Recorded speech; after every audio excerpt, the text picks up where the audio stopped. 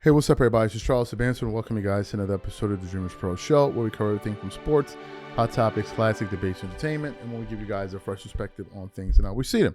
All right, so let's get into this topic here. So, as you guys know, the off season is still we're still underway, and we're trying to figure out where LeBron is going to be signed. According to some latest reports, it's supposed to be happening at some point this week. But y'all remember when I said one of the reasons I removed LeBron out of my top 5 was because of his antics? Y'all remember when I said that? Y'all remember when I said the Lakers, like the former greats, don't want LeBron in the franchise? But y'all remember when I said that? When I was saying it at the time, oh man, you just Dreamers Pro over there hating, man. Dreamers Pro over there hating. He can't stop hating on LeBron James. And I said, no, they're tired of it. They don't view this guy as a real Laker, but they didn't want to hear me. Oh, you're this, you're that, you're this, you're that. Well, now that LeBron James is gone, a show came out today on the Byron Scott podcast. And the title of the thumbnail of it, right, it says, "Who wants LeBron James?" And the title of the show is LeBron's leverage gone? Lakers build around Luka and Jaylen Brown. Fallout. And it's from the Byron Scott's Fast Break show. Show came out today. So I clicked on it to hear what it had to say. And from jump, they started roasting him.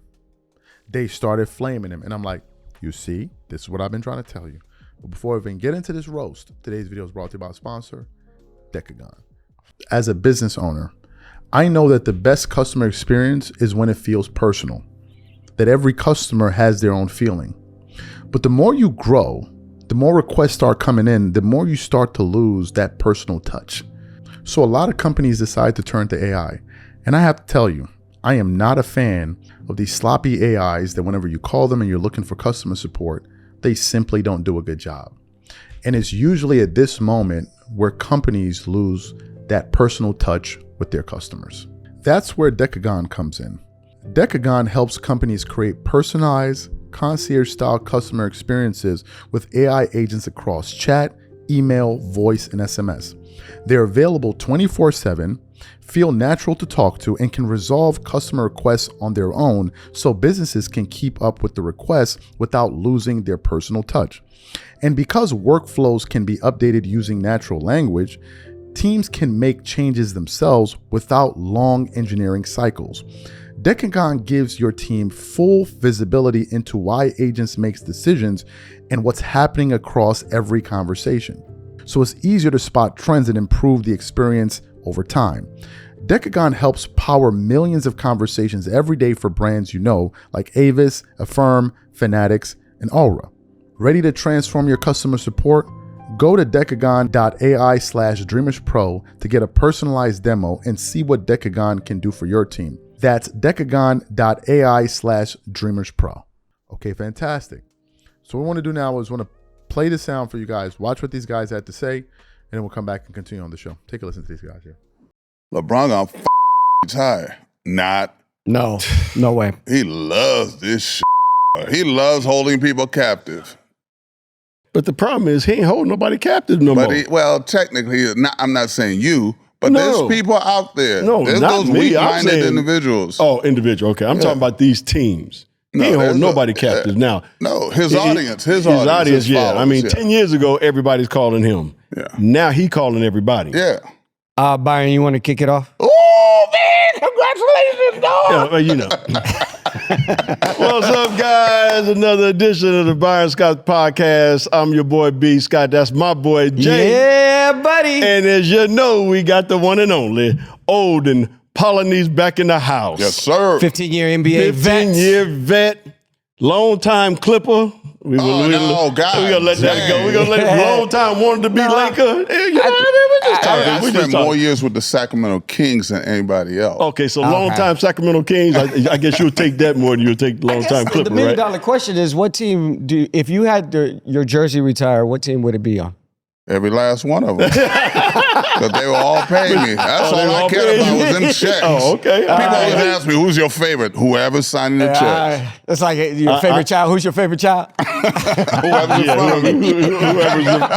Whoever's in front of you at that particular time. Yeah, I get it. Guys, I get it. let's get into this. Let's talk about some LeBron James. You guys Yeah, down let's do with that. that? Why not? Why not? Who? LeBron James. Oh, So he's still a free agent. Normally by this time when he went through his free agent process, he kind of dictated where he wants to go. oh yeah. I don't know if that's the case today. You don't know if that's the case. I really don't know That if ain't that's the case today. That's- Listen, again, we're going to get a whole lot of LeBron lovers that's going to be hating on us because of the fact of the matter is this. Listen, 10 years ago, yes, every team was calling Yeah. to get LeBron James on their team. Yeah. That was 10 years ago. Now, Rich Paul and company, they making all the calls to see who's interested in having LeBron on their team. Again, guys, we got to understand that the guy's 41 years old. Yep. Been in the league 21, 22, 23 years. 23 Incredible years. career. You know, it's an unbelievable career. Still playing at a high level. Yes, sir. Nobody's saying that he can't play, another year or two in this league. But as far as teams that are looking at him right now, the teams are also saying, all right, we're going to take him for 1 year, maybe two. And do we want to take all the other along with it? What's the other Other antics, the people that's working with, Rich Paul and all those guys and all other stuff that goes along with it. Bronny James? Bronny James. Do you have to get Bronny James out of his Laker deal? So there's a lot of layers to it when you're talking about bringing LeBron along. We all know this for a fact. He ain't gonna go to another team and say, well, I'll come off the bench. I'll be a role player, come off the bench. He can still probably be your third best player or your second best player on the team. You could be successful. But the teams that we're talking about that really are looking at LeBron right now, so that, let's say what Rich Paul said, that are looking at LeBron right now, are teams that maybe can get to the next level. And that next level ain't a championship team or winning a championship. That's just my opinion. I know one thing. He is the king of narcissism.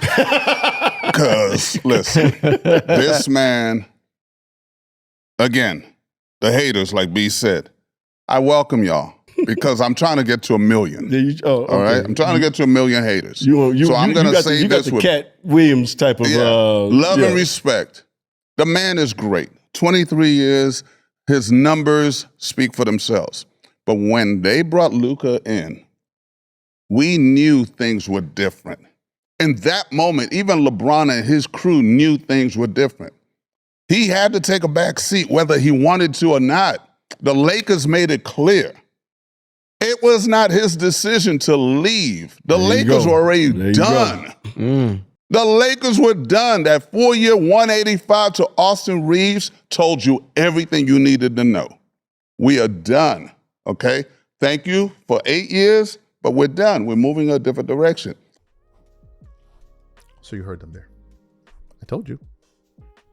Byron Scott even used the word antics. You even heard Olden Paulin is saying, this guy is a, what do you call it? Basically an attention whore. He loves attention. He can't, like, I told you. And now they're going to say what they really think. A person at Magic Johnson's level is not going to say that because he's an ambassador of the NBA. It wouldn't look nice if Magic Johnson is attacking LeBron. So he's going to be pretty, not conservative. He would be politically correct. All right, he's going to be politically correct. Although there was a video when he came out when they said, how did the Lakers not get DeMar DeRozan? He said because LeBron and these guys, so he didn't have nothing to hide, right? He said it because it was true. But this is what the majority of these greats say. You think they actually were enjoying this? You think they were sitting down saying to themselves, watching the whole Bronny thing and saying to themselves, yeah, man, this really represents the Laker brand. Of course it doesn't. That had nothing to do with the Lakers. That had everything to do with him. You think what I've been saying is what Byron Scott just said. The leverage was gone a long time ago. The Lakers said they were not going to give him a contract last year. But now all of a sudden, this is big thing. Byron Scott was the one that was saying that LeBron is not in a power position, at least when it comes to the Lakers. And it's true. He was not. He was not in the power position. And now you're seeing it. And he's essentially saying that the media is lying about this whole thing of them wanting to desperately sign him. It's a lie. Because if this desperation was there, he'd have been signed already. You'd have been hearing every team would have been knocking down his door.